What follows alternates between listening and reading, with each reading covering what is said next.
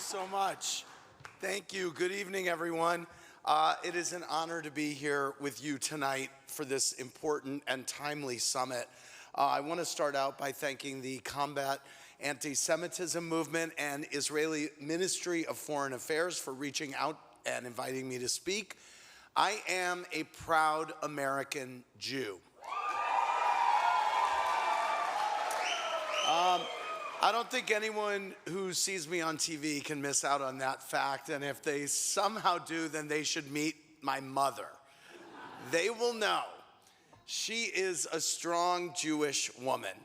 Now, I've been extremely fortunate in my life to not face much anti-Semitism on a personal level. I was born and raised in a vibrant Jewish community in St. Louis, Missouri, in the middle of the country, and I've lived for the past 3.5 decades right here in New York City, home to the largest Jewish population outside of Israel. So being Jewish has always been, a real normal experience for me. This was not true for my mom, Evelyn, who's 87 and grew up in the only Jewish family in a small town in southern Illinois, where anti-Semitism was par for the course. Her neighbors and everyone in this town thought that Jews had horns, quite literally.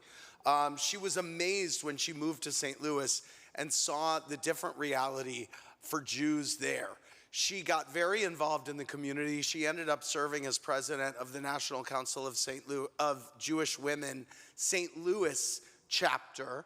So Jewish women have always been a dominant force in my life, and I credit my mom whenever people say, oh, you're so outspoken and you're so driven. It all came from my mom. I think there is nothing that Jewish women cannot achieve. And by the way, if it were up for me, they'd be running the world, because they've certainly run mine for my whole life. And I'm the better for it, by the way. One more anecdote about my mom before I continue. When I came out to my mom, one of the first things she said to me was, I probably would have hated your wife anyway. So that's, and you know what? She probably would have, I gotta tell you. Nothing keeps you more grounded than a Jewish mother. Now, as I said, my Jewish upbringing was pretty routine. I had a low-key bar mitzvah. This was, in the era before elaborate bar mitzvah themed celebrations, but it did introduce many of my non-Jewish friends to Jewish practices for the first time. I studied Hebrew, I was confirmed.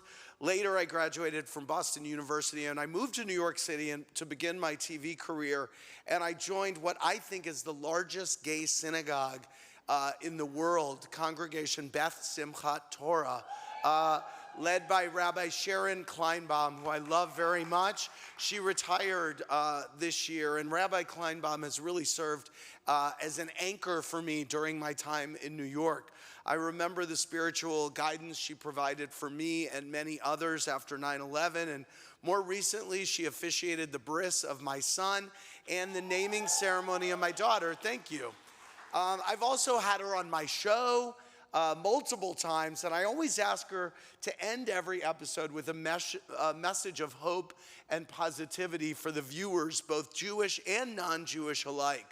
I love for them to see the wisdom and light that my rabbi has, and I love for people to see her in the way that I see her.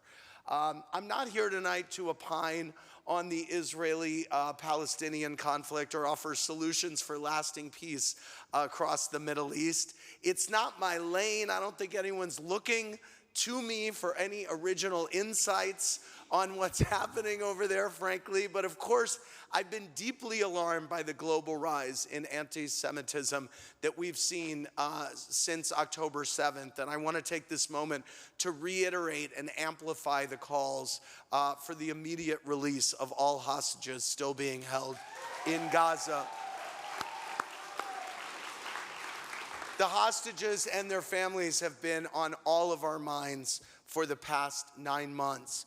For me, flying the flag of who I am culturally is the greatest thing that I think I can do right now. And as a proud American Jew, all of us, I think continuing to celebrate what we love about being Jewish is actually more of a political statement than people realize. Many of you have large social media platforms, and I think that just by representing Jewish culture with pride to your followers, you will have a far-reaching impact, more than you may even realize. There are many little ways that I've tried to represent Judaism on Watch What Happens Live, whether it be the use of Yiddish words or the popularization of mazel as a shortened rebranding of Mazel Tov that I did. Bravo has now sold Mazel t-shirts for the past 15 years. I am always so heartened when I see people on the street, many of them non-Jews, I've been in the middle of nowhere and a beautiful Goyish woman will come up to me with a Mazel shirt on, and I'm like, I love it. Another powerful experience for me was this past December when Real Housewife of Beverly Hills cast member Dorit Kemsley, who's also a proud American Jew, joined me to light a menorah on the air. Now, I had never lit Hanukkah candles on television before, but this year, it really felt like the year to do it, and it felt like it was important for people to see. And it wasn't meant as a political statement. It was more to show how proud we are of our culture in the face of a lot of negativity going around about Jews. And I think the simplicity of that act really resonated from people that I heard from. It was a way to make a statement about who we are and what we believe in without hitting people over the head or being overt. And that's the main point I want to drive across here tonight. Be proud of being Jewish and don't shy away from showing it publicly. And sometimes the simplest displays or gestures are the strongest and most effective. I want to thank you for having me here. I look forward to the rest of the summit. There's so much we can learn from each other, and I am looking forward to the town hall forum that I will be hosting tomorrow morning. Thanks, everybody.